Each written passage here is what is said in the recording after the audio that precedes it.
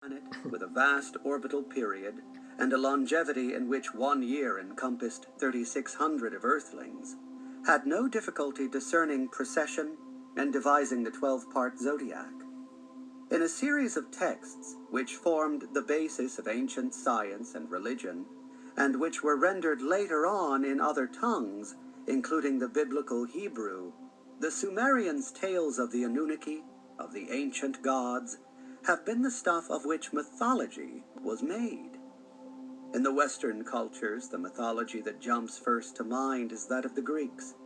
But it, as all the ancient mythologies and divine pantheons of all the nations, all over the world, stemmed from the original Sumerian beliefs and texts. There was a time, the Sumerians told, when civilized man was not yet on Earth, when animals were only wild and undomesticated, and crops were not yet cultivated. At that long ago time, there arrived on Earth a group of 50 Anunnaki, led by a leader whose name was Ea, meaning whose home is water. They journeyed from their home planet Nibiru, planet of crossing, and reaching Earth splashed down in the waters of the Persian Gulf. A text known to scholars as the myth of Ea and the Earth describes how that first group waded ashore, finding themselves in a marshland. Their first task was to drain the marshes, clear river channels, check out food sources, found to be fish and fowl. They then began to make bricks from the clay of the soil and established the first ever settlement on Earth by extraterrestrials. They named the habitat Eridu, which meant home in the faraway, or home away from home. That name is the origin of the name Earth in some of the oldest languages. The time? 445,000 years ago. The astronauts' mission was to obtain gold by extracting it from the waters of the Gulf, gold needed for survival on Nibiru. For there, the planet was losing its atmosphere and thus also its internal heat, slowly endangering continued life on Nibiru. But the plan proved unworkable, and the leaders back home decided that gold could be obtained only the hard way, by mining it where it was in abundance, in southeastern Africa. The new plan called for a substantial increase in the number of Anunnaki on Earth, and in time they numbered 600. There was also a need for an elaborate operation of shipping out from Earth the refined gold and bringing in varied supplies. For that, 300 additional Nibiruans were employed as agigi, those who observe and see, operating orbiting platforms and shuttlecraft. Nibiru's ruler, An, the heavenly one, Anu in Akkadian, came to Earth to supervise the expanded presence and operations. He brought along with him 2 of his children, his son, Enlil, Lord of the Command, a strict disciplinarian to serve as chief of operations, and a daughter, Ninmah, mighty lady, chief medical officer. The division of duties between the pioneer Ea and the newly arrived Enlil proved tricky, and at a certain moment of impasse, Anu was willing to stay on Earth and let one of his sons act as viceroy on Nibiru. In the end, the 3 drew lots. Anu returned to reign on Nibiru. Enlil's lot was to stay in the area of the original landing and expand it to an Eden, home of the righteous ones. His task was to establish additional settlements, each with a specific function: a spaceport, a mission control center, a metallurgical center, a medical center, or as landing beacons. And Ea's lot was to organize the mining operations in southeastern Africa, a task for which he, as an outstanding scientist, was not unsuited. That the task was within his competence did not mean that Ea liked the assignment away from Eden.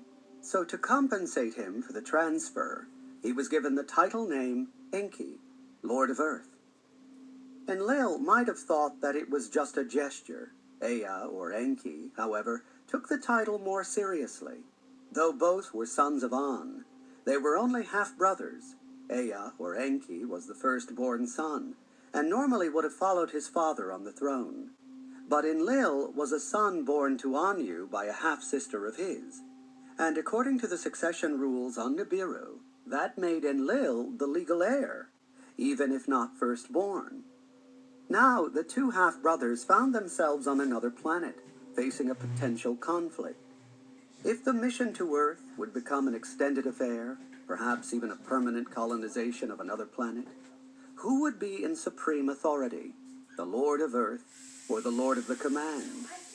The matter became an acute problem for Enki in view of the presence on Earth of his son Marduk, as well as Enlil's son Ninurta. For while the former was born to Enki by his official consort, the latter was born to Enlil on Nibiru by the half-sister Ninmah, when both were unmarried. Enlil married Ninlil on Earth, Ninmah never married, and that gave Ninurta precedence over Marduk in the line of succession.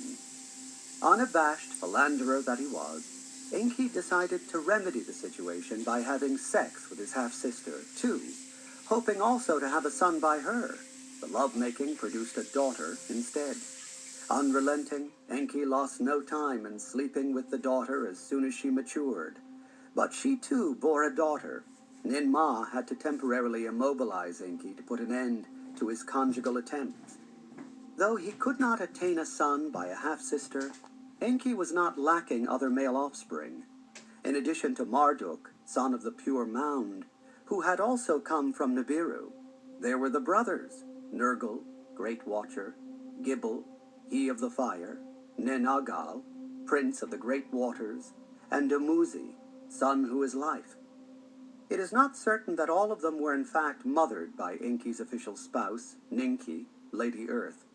It is virtually certain that the sixth son, Ningish-Zida, Lord of the Artifact or Tree of Life, was the result of a liaison between Enki and Enlil's granddaughter, Ereshkigal, when she was a passenger on a ship, on the way from Eden to Africa. A Sumerian cylinder seal depicted Enki and his sons. Once Enlil had married his official consort, a young nurse who was given the epithet name Ninlil, Lady of the Command, he never wavered in his fidelity to her. They had together two sons, the moon god Nanar, the Bright One, who was later known as Sin by the Semitic-speaking peoples, and a younger son, Ishkur, he of the mountains, who was better known by the name Adad, the beloved son. This paucity of offspring compared to Enki's clan might explain why the three children of Nanar, or Sin, and his spouse Ningal, Great Lady, were quickly included in the leadership of the Anunnaki, in spite of their being 3 generations removed from Anu. They were the previously mentioned Ereshkigal, mistress of the Great Land, and the twins Utu, the Shiny One, and Inanna, An's beloved, the Shamash, sun god, and Ishtar, Astarte, or Venus, of later pantheons. At the peak of their presence on Earth, the Anunnaki numbered 600, and the texts named quite a number of them, as often as not indicating their roles or functions. The very first text, dealing with Enki's initial splashdown, names some of his lieutenants and the tasks assigned to them. The governors of each of the settlements established by the Anunnaki were named, as were all 10 antediluvian rulers in the Eden. The female offspring born as a result of Enki's shenanigans were identified, as were their assigned husbands. Recalled by name were chamberlains and emissaries of the principal gods, as were male and female deities in charge of the old wars, Cold War, War on Terror. He knew who we were fighting.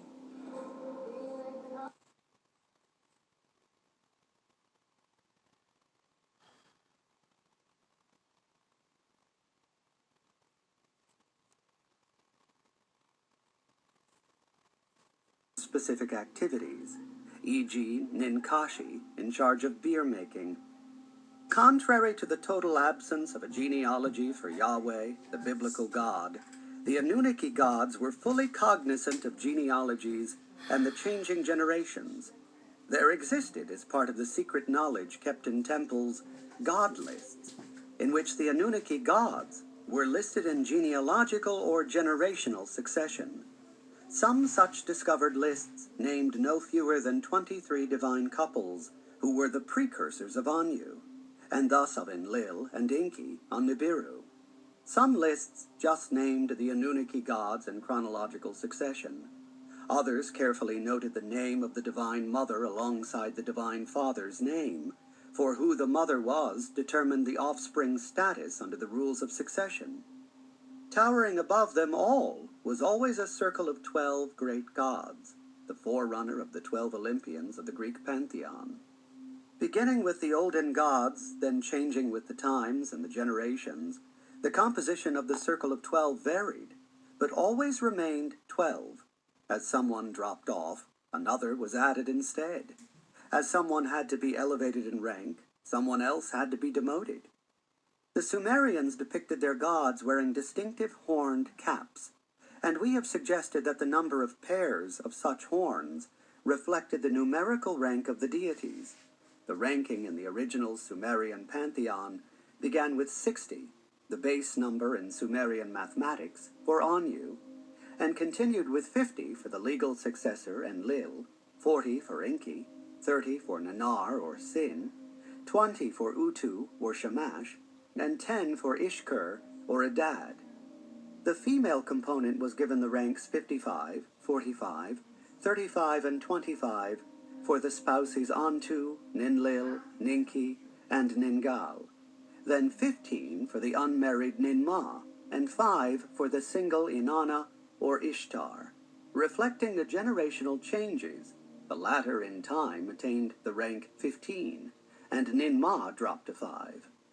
It is noteworthy that the two contenders for the succession on Earth, Ninurta and Marduk, were kept off the initial Olympian list. But when the contest heated up, the Council of the Gods recognized Ninurta as the legal successor and assigned to him the rank of 50, the same as that of his father Enlil.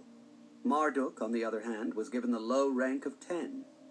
These rankings were considered divine secrets, revealed only to selected priestly initiates. The tablets on which the its consequences. The most important consequence was the creation of the atom. The text tells how mankind was brought about. Encouraged by Enki, the mutiny was directed primarily against Enlil and his son Ninurta, Lord who completes the foundation. Enlil demanded that the mutineers be given the maximum punishment. More than 20 million people use Grammarly every day to improve their writing. You can use it on your computer or your phone. And for your most important...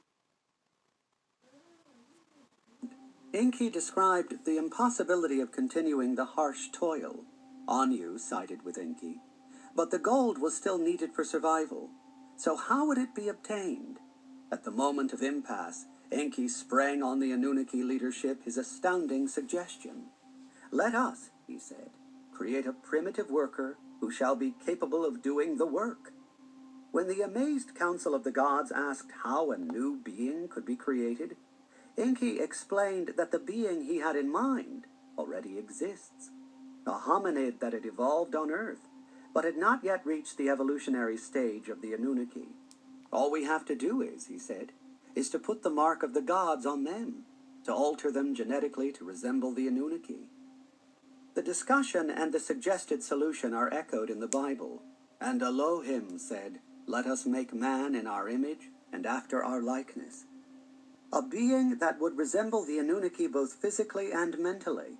This being, Enki promised, will be charged with the service of the gods, that they might have their ease. Enticed by the prospect of relief from the hard toil, the gods agreed. Several Sumerian texts describe how, with the help of Ninmah, and after much trial and error, a Lulu, a mixed wife, to anchor the landing corridor's terminus, were erected, the two still standing great pyramids at Giza in Egypt. Concerned by the simmering rivalries between what has come to look like two distinct clans on Earth, The location of the spaceport and its auxiliary facilities assumed major importance. To minimize frictions, the de facto division of domains between Enlil in the Edin and Enki in the Abzu was formalized. The former and his descendants granted dominion over Asia and nearby parts of Europe, the latter the whole African continent. That meant that the pre-Diluvian landing place and the new mission control center were in Enlilite territory, and the Great Pyramids with their intricate guidance systems in Enkiite hands. It was therefore resolved to place the area of the spaceport, the Sinai Peninsula, in the neutral hands of Ninmah. To mark the event, she was given the title epithet Ninharsag, Lady of the Mountain Peaks. Our suggestion that the gods of Egypt were none other than Enki and his clan may seem far-fetched at first. Weren't their names, to start with, entirely different? The great olden god of the Egyptians, for example, was called Ptah, the developer. But that was also the meaning of Enki's Sumerian epithet Nudimud, the maker of artful things. He was the knower of secrets, the divine serpent in both pantheons, and recalling his epithet, whose home is water, was depicted in both as the divine waterman, our Aquarius. In the Egyptian pantheon, the mistress of the Sinai was Hathor, nicknamed the cow in her old age. So too was Ninharsag nicknamed in Sumer as she grew old. Enki's principal son and successor in Egypt was Ra, the Pure One, paralleling Marduk, the son of the Pure Mound, in Mesopotamia. The many other similarities between the two have been expounded in the Wars of Gods and Men. So were the reasons for identifying the Egyptian god Thoth, a son of Ptah, and keeper of divine secret knowledge, as the god Ningish Zida of the Sumerian texts. In time, Ptah, or Enki, handed over the reign over Egypt to his son, Marduk, or Ra. But the latter was not appeased. Reign over the whole earth was his birthright, he kept asserting. And that led to conflicts with the Enlilites that we described as the Pyramid Wars. At one time, circa 8700 BC by our calculations, he was forced to leave Egypt. According to Manetho, an Egyptian priest who wrote down the history and prehistory of Egypt in Greek times, the reign was then assigned to Marduk's brother Thoth. Where did Marduk, or Ra, go? The possibility that he was sent back to Nibiru, the Egyptians called it planet of millions of years, cannot be ruled out. An ancient Egyptian text recorded in pharaonic tombs, called the Assignment of Functions to Thoth, has Ra transferring powers to Thoth and designating Thoth as Thoth, the place-taker. Thou shalt be in my place, Ra announces, a place-taker. Explaining where he is, Ra tells Thoth, I am here in the sky, in my proper place. The fact that one segment of the absence, that of demigods, lasted 3,650 years, almost exactly the average 3,600 years of Nibiru's orbit, strongly suggests that that is where Ra asserted his supremacy there as the great god of the new civilization. The time was 3100 BC. There was, of course, the small problem of what to do with Thoth, who had been...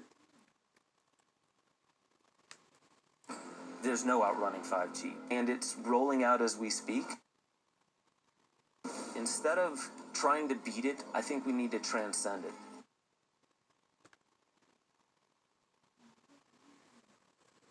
The reigning deity in Egypt and Nubia, while Ra, or Marduk, was gone. Unceremoniously, he was sent away. In the Lost Realms, we have suggested that, taking along a group of his African followers, he went all the way to the New World to become Quetzalcoatl, the winged serpent god. The first calendar instituted by him in Mesoamerica, the Long Count calendar, began in the year 3113 BC. It was, we believe, the precise date of the arrival in the New World of Thoth, or Quetzalcoatl. Still seething from his failure in Mesopotamia, the bitter Marduk turned to settling other scores. During his absence, a divine Romeo and Juliet, His brother Dumuzi and Inanna, or Ishtar, the granddaughter of Enlil, fell in love and were to be betrothed. The union was anathema to Ra, or Marduk. He was especially alarmed by Inanna's hopes to become mistress of Egypt through the marriage. When Marduk's emissaries tried to seize Dumuzi, he accidentally died as he tried to escape. His death was blamed on Marduk. Texts that have been discovered in several copies and versions provide details of the trial of Marduk and his punishment, to be buried alive in the Great Pyramid, which was sealed tight to create a divine prison. With only air to breathe but no food or water, Marduk was sentenced to die in that colossal tomb. But his spouse and mother successfully appealed to Anu to commute the death sentence into one of exile. Using the original construction plans, an escape shaft was dug and blasted into the passages above the massive plugs. The return of Marduk from certain death, his emergence from his tomb, were aspects of the view that the texts, titled by early translators, "The Death and Resurrection of the Lord," were precursors of the New Testament tale of the death, entombment, and resurrection of Jesus. Sentenced to exile